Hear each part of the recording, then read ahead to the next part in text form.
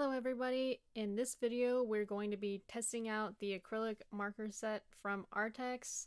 I have tried a few acrylic markers by now. I've tried the Sharpie acrylic markers, Posca markers, so let's see how these compare to those. You get 60 colors. I bought the anime set. They also have a regular set that I believe has 60 colors as well. I don't remember if the colors overlap. I went ahead and put the stickers on the ends of the bottom of the pens. They also have another sticker that you could possibly wrap on the side, but I got a little bit too lazy with that. One of the things that I like about the Arrtx markers compared to the Posca and the Sharpie paint markers that I've tried out is that it has a brush nib, which I feel like I like the brush nibs on alcohol markers better than I do the bullet nib or the chisel nib, though the chisel nib does have its own uses as well, so I'm very hopeful that I'm going to like the brush nib. When I was swatching the colors, it felt nice and very opaque. The one thing that I was worried about was the blending of the markers, but I've watched a few videos on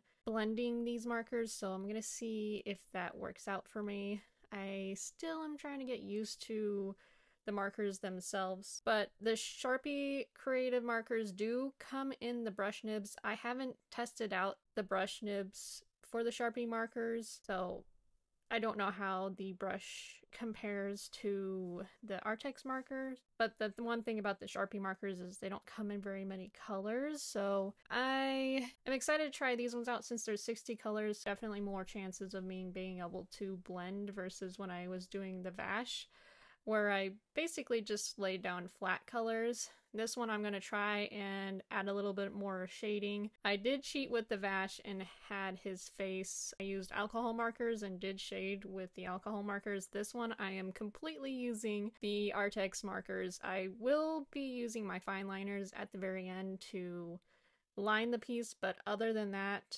only the acrylic markers for all the coloring. Right now we're doing some real-time footage of me coloring in the face. I decided to draw Sakura from Windbreaker. I have been enjoying this show so far. I just love Sakura's personality. He's very standoffish and doesn't really want to show his emotions, but he kind of epically fails at that and gets embarrassed quite easily and tries to play it off cool, but we all know he's a big softie underneath everything, trying to prove himself because of his past in relation to his hair and eye color, which has gotten him in a little bit of trouble before starting this new school, which is where the show starts, and he wants to be like the top dog. So I've been enjoying Windbreaker so far. I've only watched 2 or 3 episodes at this point because I'm watching it as it comes out. It has been a fun time so far, and I really like the dual hair color as well as eye color that Sakura has. The black and the white, and then the goldish, yellowish eye color, and then the gray eye color, or gray-black eye color. I like the dual hair colors.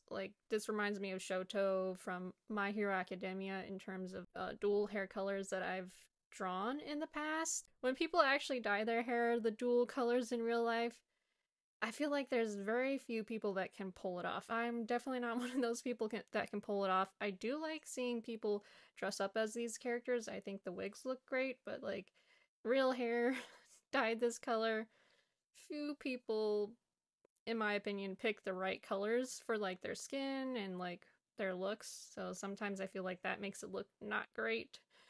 But me personally, I would not dye my hair color 2 separate colors. Let me know if you would dye your hair 2 separate colors, or if you have, and have you had any success? Anyways, now we're on to the part where I am attempting to blend, attempting being the key word here, the acrylic markers in the face. So this took me some time, and right now it kind of looks not great.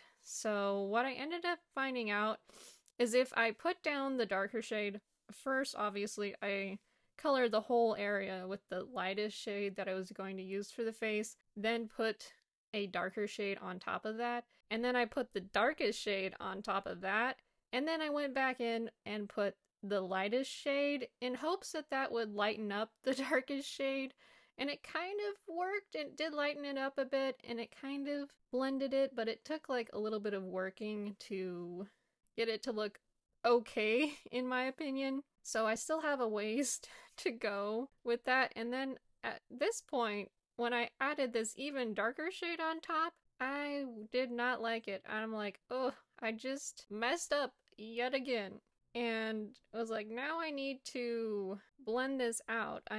So then I went again with my lightest shade and blended that out in hopes that it would make it look less chunky or like noticeable that it was there. But then that color was looking really strange and I was like, I don't even know at this point if I'm doing the right thing for the skin color. But I kept going in hopes that at the end of when I finished the whole piece that it would look good. So it took quite some time to figure out what I was going to do. I decided to move on from the skin and put down colors for the base colors for other parts of the face as well as the hair. So right now I'm laying down the base color for the dark black gray side of his hair, and then for the white side, the white acrylic marker that came with this set, like even if you're drawing white on white, it definitely lightens the white paper, so that I was surprised about. I did like doing the hair, adding the different shades.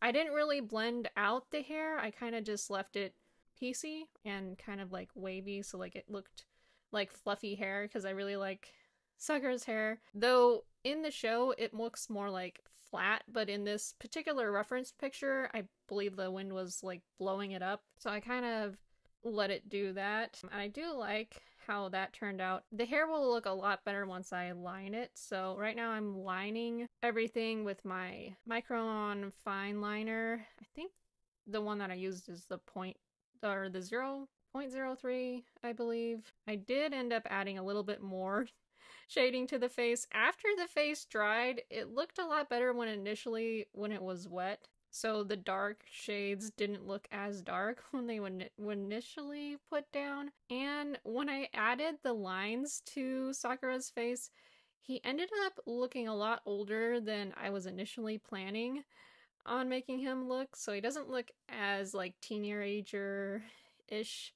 Well, he is a teenager in the show. I feel like this one of Sakura looks a little bit older, maybe early or late teens, early 20s compared to his like youthful appearance. So I felt like I needed to like draw Sakura again, which I have drawn, but that time I used the alcohol markers. So look forward to seeing that in my upcoming sketchbook tour that I will be releasing, because I finally finished this sketchbook and man, it took me so long. Well, I guess it's not like completely like a really long time. I believe I started in July of last year and it took me until I believe the end of April, early May. I don't remember the exact date. Look forward to that video when I go through that, and I will be having that Sakura drawing in there, and I do believe that one looked more like his teenage self, and then his hair is a lot more straight in that picture as well. I wanted to see how these acrylic Arrtx markers would work on the black paper that I got. I've only used colored pencils on this particular black paper that I bought. It's like a mixed media paper, so you can use a variety of wet or dry media. Using this black paper made me realize that actually these acrylic markers, especially the lighter shades, are definitely make very thin layers and can be see-through, so I had to layer it up, especially the skin and the yellow shirt. Of course the pinkish tie as well. And then because I had used the markers and this was my second time using them, the blending process on the shirt went much better than the previous drawing in terms of shading and blending the face. This one I don't believe I used as much variance in the face. I think it still turned out pretty well. I'm definitely no expert on using these acrylic Arrtx markers. Definitely need some more practice. The person that I draw on the black piece of paper is another one of the new spring spring anime for the 2024 season from a condition called Love. Man, I can't remember his name, but it's the main love interest in the story, and the relationship between him and the main character has been very sweet. So I have been enjoying this show as well. Let me know in the comment section below which spring 2024 anime are you watching currently. Have you watched Windbreaker or A Condition Called Love? Thank you for watching this video, and I'll see you in another one.